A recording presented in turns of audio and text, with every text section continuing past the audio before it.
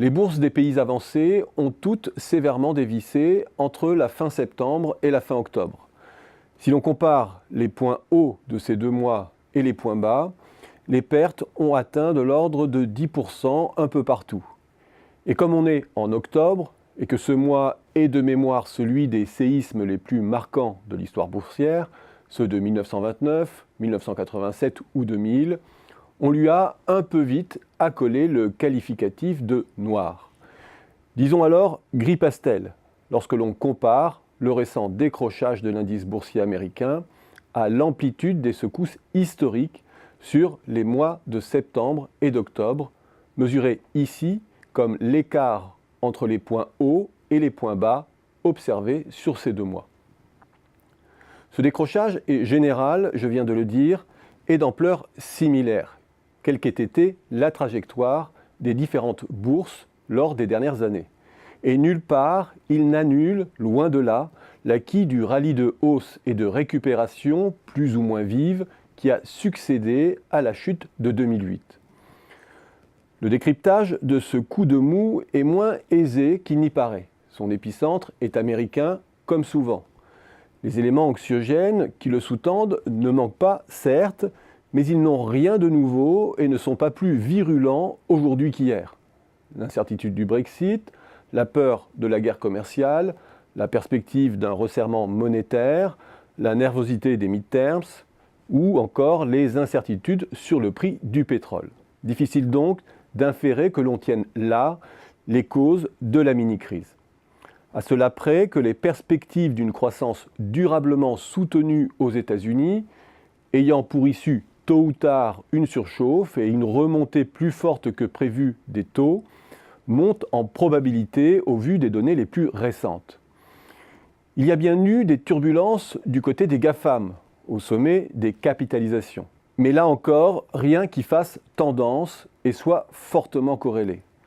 Entre les burn-out et les déclarations intempestives des uns, ou les profit warnings ou les polémiques sur l'usage des données des autres, les GAFAM connaissent des trajectoires boursières bien différenciées.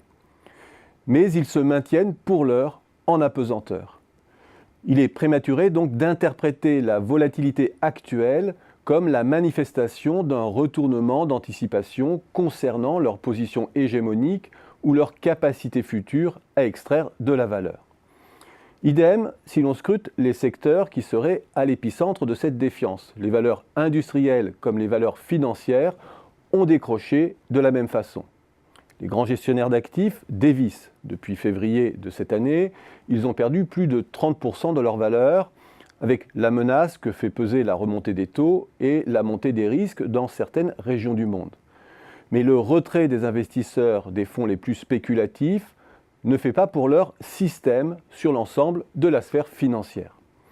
Tout se passe en fait comme si les marchés avaient testé et joué l'hypothèse de la fin de la fête sans y parvenir. Il ne faut pas s'y tromper, l'hypothèse que le mois d'octobre marque un point de retournement est assez peu probable. Contrairement à l'idée répandue, les mois d'octobre ne sont pas historiquement des mois entachés d'un biais baissier. Ils sont en revanche plus volatiles et souvent au commencement d'un rallye haussier. Libérés de la peur du krach, les marchés repartent alors souvent à la hausse.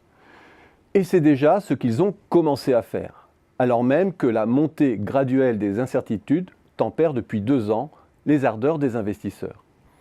Or, côté américain, avec l'accélération de la productivité et la relative modération salariale, la profitabilité des entreprises tend à se redresser, proche de ces niveaux records. Bref, le climat d'incertitude risque de peser encore longtemps sur les bourses. Et il est peu probable que, passé la peur, les marchés s'engagent dans une folle fuite en avant, alors même que les fondamentaux de profitabilité pourraient les y inviter.